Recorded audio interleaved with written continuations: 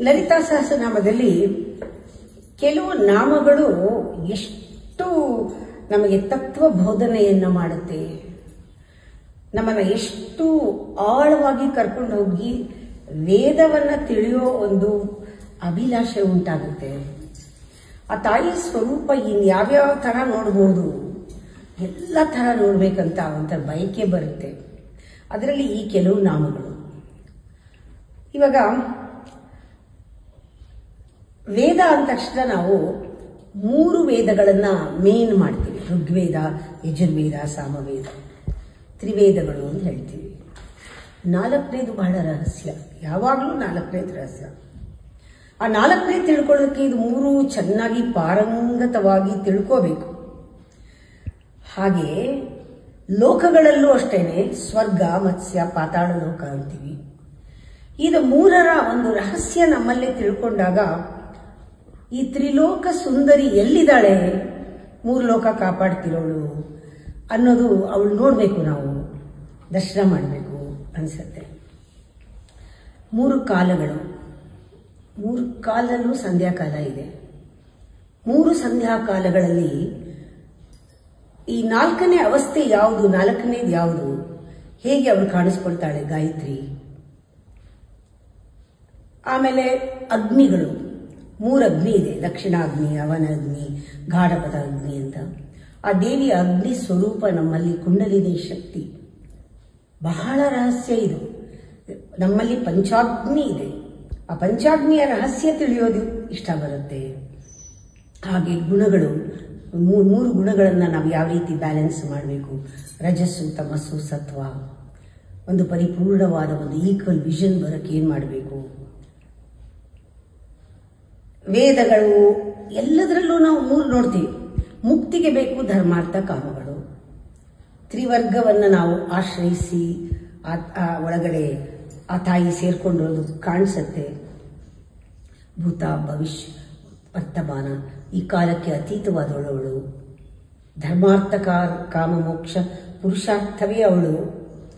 ಹೀಗೆ ನಾವು ಒಂದೊಂದೇ ನೋಡ್ತಾ ಇದ್ರೆ ಇದೆಲ್ಲ ಬರೋದು ಯಾವಾಗ ಅಂದರೆ ಶ್ರೀಚಕ್ರ ಪೂಜೆ ಮಾಡಿದಾಗ ನಾವು ಯಾವಾಗ ಪ್ರಥಮಾವರಣ, ದ್ವಿತೀಯಾವರಣ, ತೃತೀಯಾವರಣ, ಈ ಥರ ಮೊದಲನೇ 3 ಆವರಣವನ್ನು ದಾಟಿ, ದೇಹವನ್ನು ದಾಟಿ ಮೀರಿ 4, 5, 6ನೇ ಆವರಣವನ್ನು ದಾಟುವಾಗ, ನಾವಿನ್ನೂ ಸೂಕ್ಷ್ಮಕ್ಕೆ ಹೋಗುವಾಗ ಅಂತರ 2 ದಶಾರಗಳಿದೆ.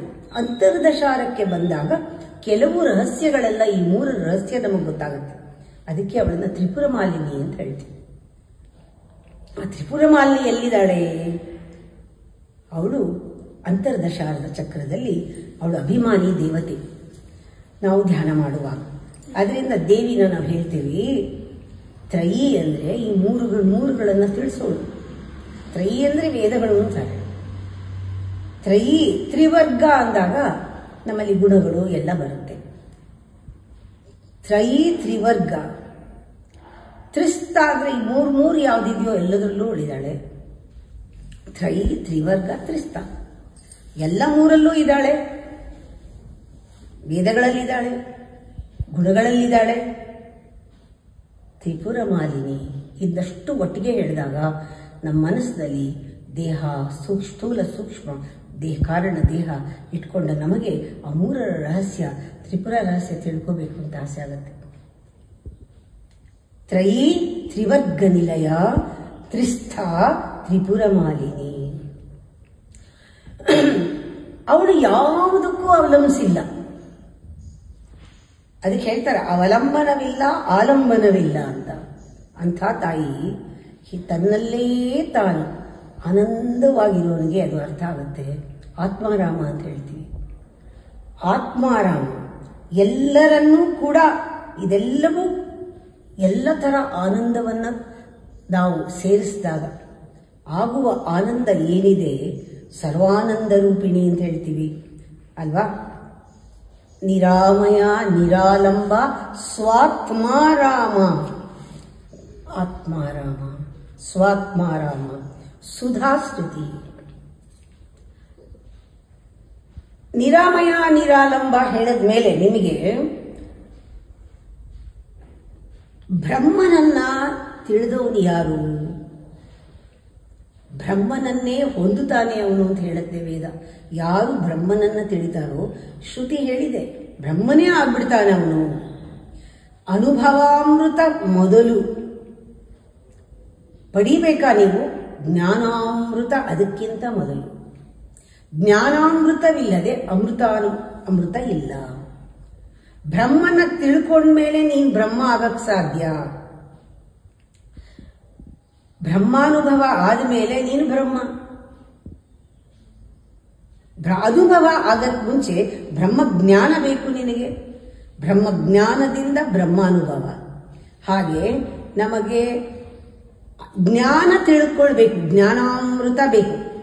ಗುರುಗಳ ಹತ್ರ ಸಿಗುತ್ತೆ ಜ್ಞಾನಾಮೃತ, ಆಮೇಲೆ ಅನುಭವ ಅಮೃತ ಸಿಗುತ್ತೆ. ನಿಮ್ಮಲ್ಲೇ ನೀವು ಅನುಭವಿಸ್ಬೋದು. ನಾನು ಯಾವಾಗಲೂ ಆ ದೇವಿನ ಜ್ಞಾಪಿಸ್ಕೊಳ್ಬೇಕಾದ್ರೆ ತ್ರಿವೇಣಿ ಅಂತ ಜ್ಞಾಪಿಸ್ಕೊಳ್ತೀನಿ. ಈ 3 ಬಂದಾಗೆಲ್ಲ 3 ನದಿಗಳ ಥರ ಅವಳು ನನಗೆ ಕಾಣಿಸ್ತಾಳೆ. ಭಗವದ್ಗೀತೆ ಒಂದು ನದಿ, ಉಪನಿಷತ್ತು ಒಂದು ನದಿ, ಬ್ರಹ್ಮಸೂತ್ರ ಒಂದು ನದಿ. ಇದನ್ನ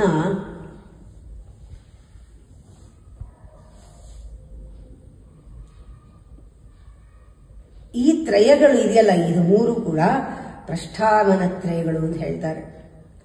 ಇದು 3 ಕೂಡ ಪ್ರಸ್ಥಾನ ತ್ರಯಗಳಲ್ಲಿ ಅವಳು ಹರಿತಾ ಇದ್ದಾಳೆ, ನದಿ ತರ ಹರಿತಾ ಇದ್ದಾಳೆ. ನಮ್ಮಲ್ಲಿ ಹರಿಬೇಕಲ್ಲ ನದಿ. ನಮ್ಮಲ್ಲಿ ಆ ತಾಯಿ ಕರುಣಿಸ್ಬೇಕಾದ್ರೆ ನಾನು ಯಾವಾಗಲೂ ದಯೆ, ಪ್ರೇಮ, ಅನುಕಂಪ ಇದು 3 ಸೇರಿದ್ರೆ ಒಂದು ನದಿ ಸೇರಿದಂಗೆ ನಮ್ಮಲ್ಲಿ ಆ ಮಾತೆ ಕಾಣಿಸ್ತಾಳೆ. 3 ಎಲ್ಲಿ ಸೇರುತ್ತೋ ಅಲ್ಲಿ ಅವಳಿದ್ದಾಳೆ. ಅಂದ್ರೆ ಹೃದಯ ಪಾತ್ರೆ ನಾವು ಎಷ್ಟು ಹಿಡಿಸ್ಕೋತೀವೋ ಅಷ್ಟು ತುಂಬಿಕೊಳ್ಳಕ್ ಸಾಧ್ಯ. ಯಾವುದರಿಂದ? ದಯೆಯಿಂದ, ಪ್ರೇಮದಿಂದ, ಕರುಣೆಯಿಂದ ನಿನ್ನ ಯೋಗ್ಯತೆ ಗೊತ್ತಾಗುತ್ತೆ. ಅಷ್ಟು ತುಂಬುತ್ತೆ. ನಿನ್ನ ಒಂದು ಅಧಿಕಾರ ಗೊತ್ತಾಗುತ್ತೆ. ನಿನ್ನ ಒಂದು ರೀತಿಯ ಸಂಪತ್ತು ಏನು ಅಂತ ಗೊತ್ತಾಗುತ್ತೆ. ನಿನ್ನ ಯೋಗ್ಯತೆ, ಅಧಿಕಾರ, ಸಂಪತ್ತು ನೀನು ಹೃದಯದಲ್ಲಿ ಎಷ್ಟು ಅವಳನ್ನು ತುಂಬಿಕೊಳ್ತೀಯ ಅನ್ನೋದ್ರ ಮೇಲೆ ನಿನ್ನ ಯೋಗ್ಯತೆ. ಇಲ್ವಾ? ಇದೆಲ್ಲ ಏನು ಇಲ್ವಾ? ಸಂಸಾರ ಏನಾಯಿತು? ಕೆಸರಿನಲ್ಲಿ ನಿನ್ನನ್ನು ಮುಳುಗಿಸ್ಬಿಡತ್ತೆ. ನಾನು ಹೇಳ್ತಿರ್ತೀನಿ, ಸಂಸಾರ ನಿಮಗೆ ಕೆಸರು ಬೇಕೋ ಸಂಸಾರದಲ್ಲಿ ಮೊಸರು ಬೇಕು ಅಂತ ನಿರ್ಧರಿಸಬೇಕು. ನೀವು ಒಳ್ಳೆ ಮೊಸರು ಬೇಕಾದ್ರೆ ಕಡಿದು ತುಪ್ಪ ಮಾಡಿ, ಬೆಣ್ಣೆ ಮಾಡಿ, ತುಪ್ಪ ಮಾಡಿ ಜೀವನ ಅವಳ ದೀಪ ಉರಿಸ್ಬೇಕಾದ್ರೆ, ಜೀವನದಲ್ಲಿ ಒಳಗಡೆ ದೀಪ ಉರಿಬೇಕಾದ್ರೆ ನೋಡಬೇಕು ನಮ್ಗೇನು ಬೇಕು ಅಂತ. ಸಂಸಾರ ಪಂಖ ನಿರ್ಮಗ್ನ. ಯಾರು ಸಂಸಾರದಲ್ಲಿ ದೇವಿಯನ್ನ ಈ 3 ಕಡೆ ಯಾರಿಗೆ ಗಮನ ಇಲ್ಲ, ಈ 3 ರಹಸ್ಯವನ್ನ, 3 ಚರಿತ್ರೆಯನ್ನ ಯಾರು ದೇವಿ ಚರಿತ್ರೆಯನ್ನು ಕಡೆ ಗಮನ ಕೊಡಲ್ಲ, ಅವ್ರ ಸಂಸಾರ ಕೆಸರಲ್ಲಿ ಬಿದ್ದಂಗೆ, ಸಂಸಾರದಲ್ಲಿ ಬಿದ್ದಂಗೆ. ಇನ್ನೊಂದು ಕಡೆ ಹೇಳ್ತಾರೆ ಸಂಸಾರ ಒಂದು ದೊಡ್ಡ ಅರಣ್ಯ ಅಂತ ಉಪನಿಷತ್ ಹೇಳುತ್ತೆ. ಕೆಸರಿನಲ್ಲಿ ಬಿದ್ದವನು ಮೇಲೆ ಕೇಳೋದು ಎಷ್ಟು ಕಷ್ಟ ಗೊತ್ತಾ? ಕೇಳಕ್ ಹೋಗ್ತಾನೆ, ಇನ್ನೂ ಜಾರ್ತಾನೆ. ಒಂದ್ಸತಿ ಸಂಸಾರದಲ್ಲಿ ಒಳಗಡೆ ಮುಳುಗ್ಬಿಟ್ರೆ ಕೆಸರಿನಲ್ಲಿ ಬಿದ್ದವ್ರು ಹೇಳಕ್ಕಾಗಲ್ಲ. ಹೇಳಕ್ ಹೋಗ್ತಾರೆ, ಜಾರ್ತಾರೆ, ಜಾರಿ ಜಾರಿ ಬೀಳ್ತಾರೆ. ಈ ಸಂಸಾರ ಅನ್ನೋದು ಆ ಥರ ಒಂದು ಚಕ್ರದ ಥರ. ಅದು ಒಂದ್ಸತಿ ಸಿಕ್ಕಾಕೊಂಡ್ಬಿಟ್ರೆ ಜನ್ಮ ಮೃತ್ಯು, ಜನ್ಮ ಮೃತ್ಯು ಚಕ್ರ, ಹುಟ್ಟು ಸಾವು, ಪುನರಪಿ ಜನನಂ ಪುನರಪಿ ಮರಣ. ಈ ನಾಟಕ ನಡೀತಾನೆ ಇರುತ್ತೆ. ಇದನ್ನ ದಾಟ್ತೀನಿ ನಾನು, ಈ ಚಕ್ರದಿಂದ ಹೊರಗೆ ಬರ್ತೀನಿ. ನಾನು ಸಂಸಾರ ಅನ್ನುವ ಕೆಸರಲ್ಲಿ ಬೀಳಲ್ಲ. ನಾನು ಆ 3 ರಹಸ್ಯ ತಿಳ್ಕೊಳ್ತೀನಿ. ತ್ರಿಪುರಿಯ ರಹಸ್ಯ, ತ್ರಿಪುರಾಂಬೆಯ ರಹಸ್ಯ ತಿಳ್ಕೊಳ್ತೀನಿ ಅನ್ನೋನು ಧೀರ. ಅವನೇ ಪಂಡಿತ.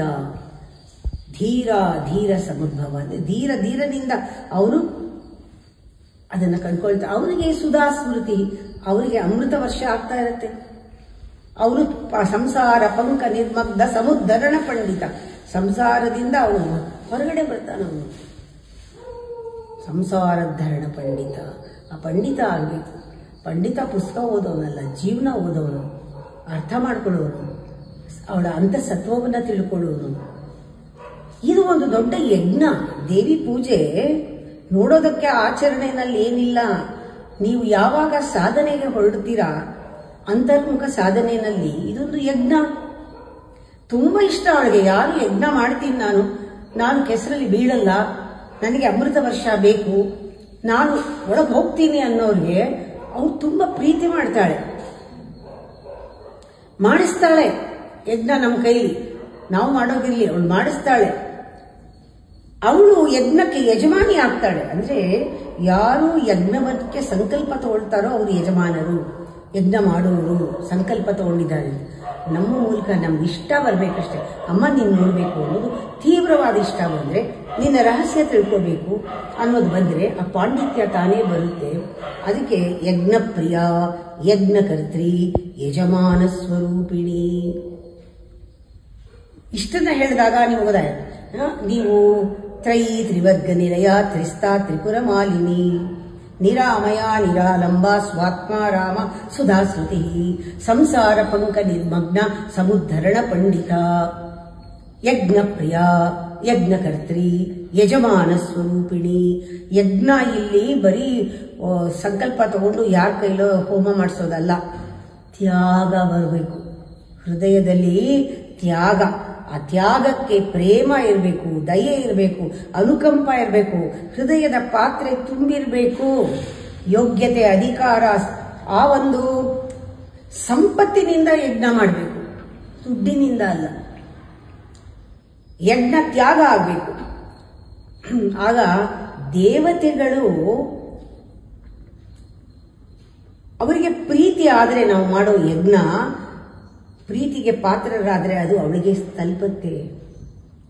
ದೇವತೆಗಳಿಗಾಗಿ ಮಾಡು, ಅವರ ಪ್ರೀತಿಗೆ ಪಾತ್ರರಾದಾಗ ಆ ಪ್ರಭಾವ ಅವಳಿಗೆ ಅಲ್ಲಿಂದ ಅವಳು ನಮಗೆ ಕಳಿಸ್ತಾಳೆ. ಇದರ ಪ್ರಭಾವದಿಂದ ಎಲ್ಲ ಇಷ್ಟಾರ್ಥಗಳು ಕೂಡ ನೆರವೇರುತ್ತೆ.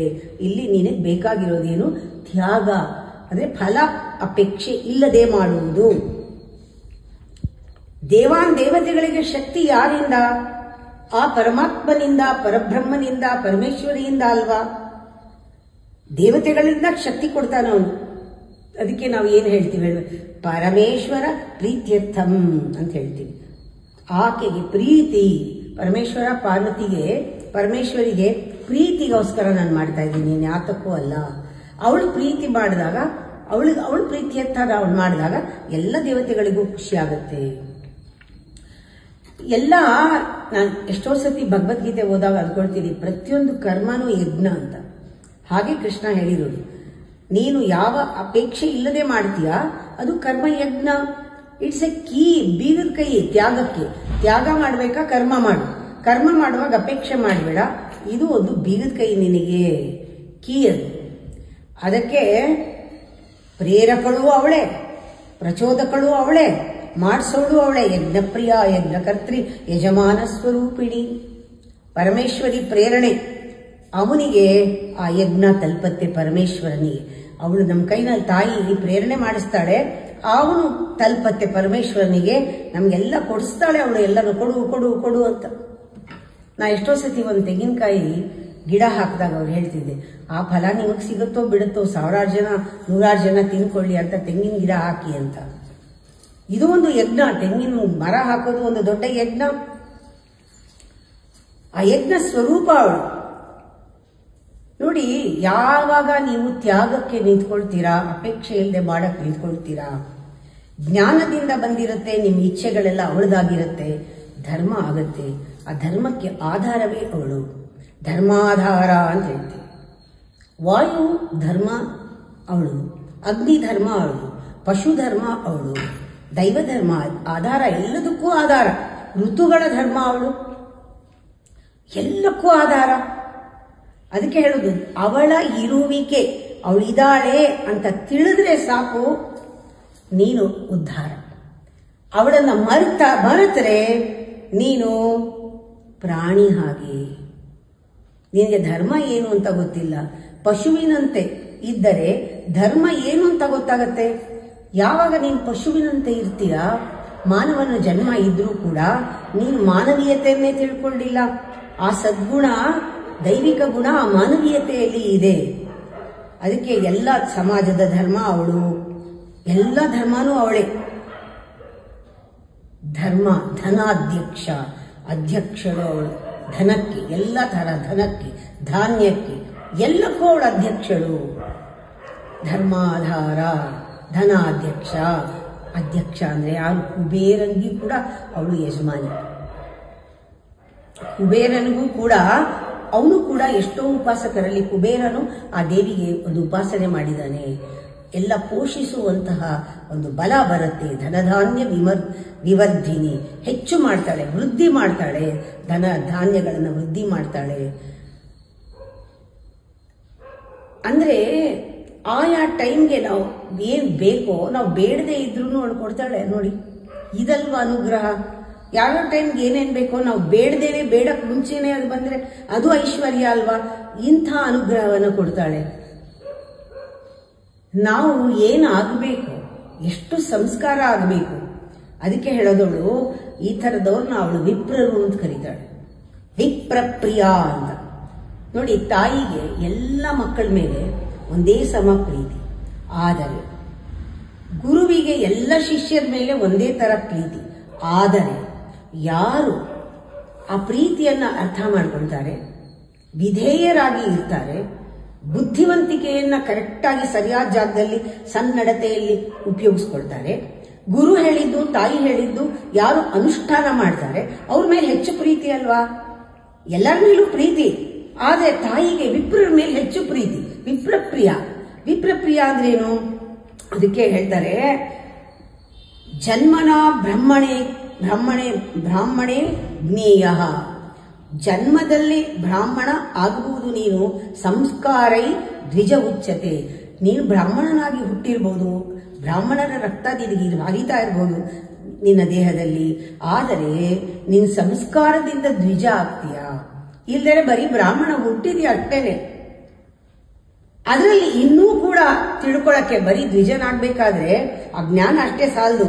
ಅವಿದ್ಯೆಯಾಯ ಈ ಮೂರನ್ನು, ಸಂಸ್ಕಾರ, ಜನ್ಮ, ಅದಕ್ಕೆ ಬೇಕಾದ ವಿದ್ಯೆ, ಇದು ಮೂರು ಸೇರಿದಾಗ ಅವನನ್ನ ಶ್ರೋತ್ರಿಯ ಅಂತ ಕರೀತಾರೆ. ಈ ಮೂರು ಇರೋನು ಶ್ರೋತ್ರಿಯ. ಜನ್ಮ, ಸಂಸ್ಕಾರ, ವಿದ್ಯೆ, ಈ ಮೂರು ಸೇರೋನು ಶ್ರೋತ್ರಿಯ.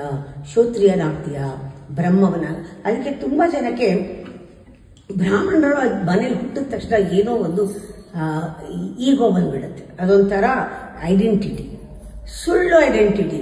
ಅವ್ರು ಪ್ರಶ್ನೆ ಕೇಳ್ಕೋಬೇಕು, ಬ್ರಾಹ್ಮಣ, ನಮ್ಮ ಅಪ್ಪ ಅಮ್ಮ ಬ್ರಾಹ್ಮಣ, ನಾನ್ ಬ್ರಾಹ್ಮಣ ಅನ್ನೋಕ್ಕಿಂತ ನಾನು ಬ್ರಾಹ್ಮಣನಲ್ಲಿ ನಾನು ಯಾತಕ್ ಬ್ರಾಹ್ಮಣ? ಬ್ರಹ್ಮವನ್ನ ತಿಳಿದಿದೆಯಾ? ಇಲ್ಲೇ ತಿಳಿ. ಉಪನಯನ ಸಂಸ್ಕಾರ ಆಗಿದೆಯಾ ಅಂದ್ರೇನು? ಮುಂಜಿ ಅಲ್ಲ, ನಿನಗೆ ಜ್ಞಾನದ ಕಣ್ಣು ತೆರೆದಿದ್ಯಾ? ಉಪನಯನ, ಜ್ಞಾನದ ಕಣ್ಣು ತೆರೆದಿದ್ಯಾ? ಬ್ರಹ್ಮನನ್ನ ತಿಳ್ಕೊಂಡಿದ್ಯಾ? ಮಂತ್ರೋಪದೇಶದಿಂದ ಸಂಧ್ಯಾ ವಂದನೆಯನ್ನ ಮಾಡ್ತೀಯಾ? ಗಾಯತ್ರಿಯನ್ನು ಉಪಾಸನೆ ಮಾಡ್ತೀಯಾ? ಆ ಪುರಾಣಗಳನ್ನ ತಿಳ್ಕೊಂಡಿದ್ಯಾ? ಉಪಾಸನೆ ಅಂದ್ರೇನು? ಮೂಗಿಡ್ ಕೂತ್ಕೊಳ್ಳೋದಲ್ಲ. ಅಂತಃಕರಣ ಶುದ್ಧಿ ಮಾಡ್ಕೊಂಡಿದ್ಯಾ? ಅದು ಉಪಾಸನೆ. ಗಾಯತ್ರಿ ಮಂತ್ರದಿಂದ ಅಂತಃಕರಣ ಶುದ್ಧಿ ಆಗಿದ್ಯಾ? ಗಾಯತ್ರಿ ಮಂತ್ರದಿಂದ ಆತ್ಮ ಸಂಶೋಧನೆ ಆಗಿದ್ಯಾ? ಇದರಿಂದ ನಿನಗೆ ಭಕ್ತಿ ಬಂದಿದ್ಯಾ? ವೇದಶಾಸ್ತ್ರದ ಅಧ್ಯಯನ ಮಾಡ್ತಾ ಇದೆಯಾ? ಗುರುವಿನ ಅನುಗ್ರಹ ಆಗಿದ್ಯಾ? ಅಧ್ಯಯನ ಆಗಿದ್ಯಾ? ಅಥವಾ ಬರೀ ಆಚರಣೆ ಮಾಡ್ತಾ ಇದೆಯಾ? ಬರೀ ಆಚರಣೆ ಮಾಡ್ಕೊಂಡಿದ್ರೆ, ಮೂಗು ಹಿಡ್ಕೊಂಡು ಕೂತ್ಕೊಂಡು ನಾನು ಬ್ರಾಹ್ಮಣರ ಜಾತಿಲಿ ಹುಟ್ಟಿದ್ದೀನಿ ಅಂತ ಜಂಬಾ ಪಡ್ತಿದ್ರೆ ಅವನು ವಿಪ್ರನಲ್ಲ. ದೇವಿ ಪೂಜೆ ಮಾಡದೇ ಇದ್ರೆ ನೀನು ವಿಪ್ರನಾದ್ರೆ ಅವನು ಆಗಕ್ ಶುರು ಮಾಡ್ರಿ, ಬ್ರಹ್ಮನನ್ನು ತಿಳ್ಕೊಳಕ್ ಶುರು ಮಾಡ್ರಿ, ಆತ್ಮ ಸಂಶೋಧನೆಯನ್ನು ಶುರು ಮಾಡಿ ಅವಳು ಬಂದು ನೆಲೆಸ್ಬಿಡ್ತಾಳೆ. ಅವಳು ಭಗವತಿ ಸ್ವರೂಪ ಆಗ್ಬಿಡ್ತಾರೆ. ಅವರು ಯಾರೇ ಆಗಿರ್ಬೋದು, ಹೇಗೆ ಹುಟ್ಟಿರ್ಬೋದು. ವಿಶ್ವ ಭ್ರಮಣಕಾರಿಣಿ, ಪ್ರಪಂಚ ಚಕ್ರವನ್ನ ತಿರುಗಿಸ್ತಾ ಇದ್ದಾಳೆ. ಸೃಷ್ಟಿ ಸ್ಥಿತಿ ಲಯ, ಸೃಷ್ಟಿ ಸ್ಥಿತಿ ಲಯ. ಬ್ರಹ್ಮಚಕ್ರ ತಿರುಗ್ತಾ ಇದೆ. ಅವಳು ನಮ್ಮನ್ನ ಕರೆಕ್ಟಾಗಿ ಎಣಿಸಿ ಆ ಚಕ್ರದಿಂದ ಹೊರಗೆ ಹಾಕ್ಬಿಡ್ತಾಳೆ. ನಮ್ಮ ಹೃದಯದಲ್ಲಿ ನಮ್ಮನ್ನು ಇಟ್ಕೊಳ್ತಾಳೆ. ನೋಡಿ, ಸೂತ್ರದ ಗೊಂಬೆಗಳು ನಾವೆಲ್ಲ ಅವನ ಆಡಿಸ್ತಾ ಇರ್ತಾನೆ. ಅಹಂಕಾರ, ಬುದ್ಧಿ, ಮಾಯೆಯಿಂದ ನಾವು ಹೊರಗಡೆ ದೃಶ್ಯಗಳಿಗೆ ಮಾರು ಹೋಗಿ ಮಾಯೆಯಿಂದ ಇಂದ್ರಿಯಗಳಲ್ಲಿ ತಿರುಗ್ತಾ ಇರ್ತೀವಿ. ನಾವು ಇಂದ್ರಿಯಗಳನ್ನ ತಿರುಗಿಸ್ತಾ ಇರ್ತೀವಿ. ಆದ್ರೆ ಅವಳು ಯಾರು? ವಿಶ್ವ ಭ್ರಮಣಕಾರಿಣಿ. ಅವಳು ವಿಶ್ವವನ್ನೇ ನುಂಗದವಳು.